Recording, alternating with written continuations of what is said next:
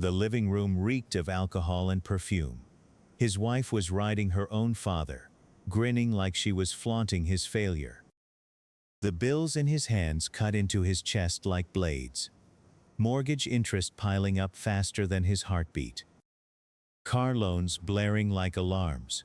Credit card debt. Medical bills.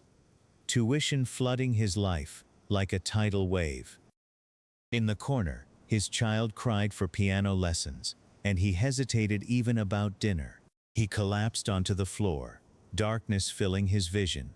Muttering to himself, he had spent a lifetime paying off debts. There was simply no end in sight.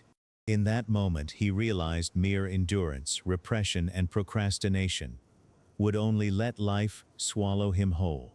He had to earn, invest, manage money.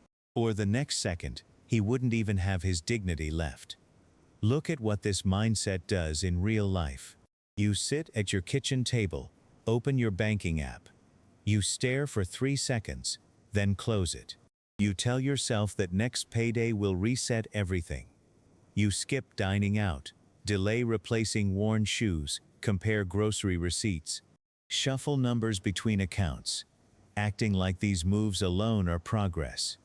They look responsible. They look mature. They even look productive. This is the trap beginners fall into. They mistake financial restraint for financial growth. But these are completely different things.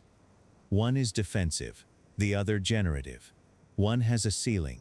There's only so much you can cut before it starts eating away at your energy, relationships, health, and the little dignity that keeps you going through hard times. The other gives you breathing room. Even small increases in income can mathematically change your life. Far more than endless penny pinching. Almost no one tells you this early on. The harsher truth is many people avoid looking at their finances, not out of laziness, but because deep down, they've already doubted that numbers can save them. So they avoid checking balances, postpone opening bills, waiting for more money to come in, as if uncertainty somehow soothes more than clarity. But ignorance doesn't ease stress, it ferments it. Unopened apps, unread notifications, that vague anxiety when you swipe your card. That's not calm, it's temporary, pretend relief. That's why so many well-intentioned people stay stuck, thinking they're working hard. They're taught to worship frugality, fear visibility, scatter energy across too many financial goals. Save more, spend less, invest, pay debt, side hustle.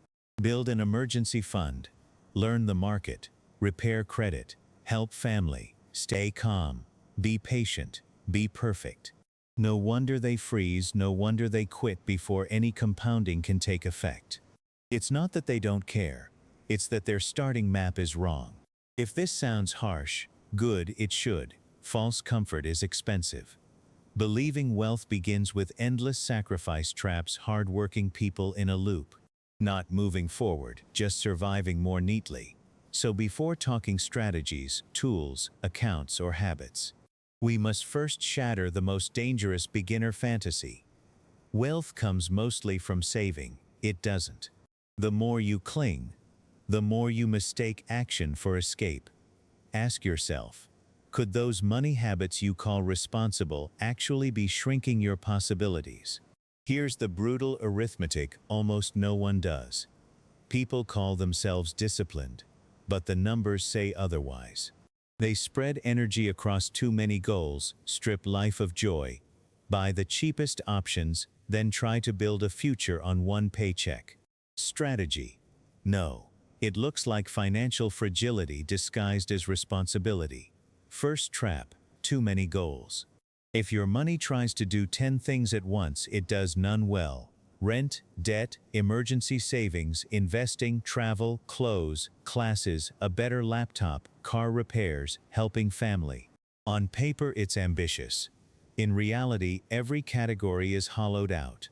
Emergency fund grows too slowly to protect you. Investments too small to matter. Life goals become guilt. Your brain burns energy tracking it all. Mental fatigue costs, missed payments, Poor decisions. I'll deal with it later. Clarity beats quantity because money compounds like attention. It needs focus. Cover essentials first, then growth, then life. Skip the order, and you're leaking potential, not creating it. Most beginners miss this. They think wealth comes from working harder, saving more, restraining more, staying loyal to one paycheck. Logic hits a wall, structure collapses. Too many goals dilute progress. Over-deprivation kills consistency. Extreme cheapness raises long-term costs. Over-reliance makes one job a cliff. This isn't wealth behavior, it's survival in disguise. The real divide: some people have assets generating returns whether or not they're disciplined. Others perform daily discipline just to avoid falling behind. If 3 days of slip-ups derail finances, it's not just behavior, it's position. You live in a high-friction economic layer. Fatigue, forgetfulness, stress, each rushed decision charged. Those truly protected aren't morally superior. They've mastered systems that reduce cost of mistakes. That's why two people can both work hard. But only one steadily grows wealth, while the other funds someone else's profit. Ordinary scenes make it obvious. A beginner opens a budgeting app Sunday night, makes a strict plan, feels fresh for 10 minutes, then reality hits. Late train, school stuff due tomorrow, empty fridge, water heater acting up. You're tired, so you order takeout, swipe the card without thinking. On paper, it seems like weak discipline. In reality, you're paying the cost for no buffer, no time, no control. That's what incidental spending means. The price of living with zero margin. Living with zero margin, zero buffer, zero ownership. Budgets fail not because of you. They're written for someone who never tires, is never tempted, someone who is never disturbed, and always has a perfect life. Breaking it fast isn't better spreadsheets, it's a micro table. Every time you want an unplanned morning purchase, don't argue. Don't justify. Don't call it self-care. Open a note app. Write 3 things. Item, price, exact time you want it. Then wait 24 hours. No philosophy, no guilt. Just move impulse from fingers to screen. Let it air out. Most bad money choices happen in motion. Standing in line, late night scrolling, adding an item to hit free shipping. Pause is a weapon. You're not becoming enlightened.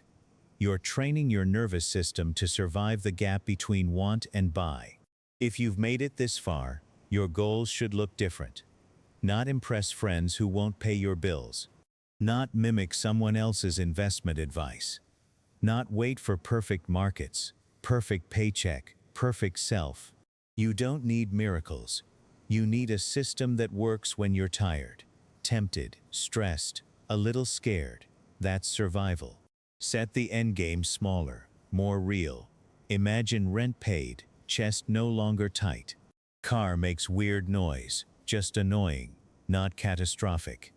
Market screen flashing red, you leave it alone because you've decided your risk tolerance.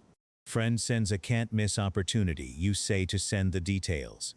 You'll look, not wire money on instinct. This is early wealth, quiet, mundane yet powerful. Your why matters. Because willpower alone is cheap. A shallow why dies when life spends. A concrete why holds. Maybe you're tired of slipping into debt. Maybe you want family to stop reacting passively. Maybe you're later than you think noticing. It stings. That's okay. Fear isn't glamorous, but it's honest. Honest enough to auto-transfer, wait 24 hours before impulse buys. Read documents before investing, wait a year before action. That's why start tomorrow is an expensive sentence. Tomorrow eats more wealth than bad luck. People lose not just from wrong stock or house timing, but from endlessly delaying boring first steps. Opening accounts, setting limits, checking debt, plugging leaks. Asking a second question, hesitating on purchases. No applause, no drama, just less self-harm. Don't stress thinking next week you'll be someone else. Focus on a small, actionable command. Set delays. 1 day before non-essential purchases. 1 hour before investment advice. Auto transfer on payday, even tiny amounts. Write down why. That's enough to start building discipline, not chaos. Compounding isn't just money making money. It's good decisions making the next good decision easier. Less panic this month. Fewer dumb moves next month. Small cash buffer becomes confidence. Confidence becomes patience. Patience protects everything else. This is the kind of wealth most people never see. It's not flashy. So no, I won't promise overnight riches. I promise something more useful. If you consistently choose clarity over impulse, consistency over drama, then your life becomes harder to break. For most, this is the first real form of financial freedom. Now tell me, what small money habit will you end today, not tomorrow?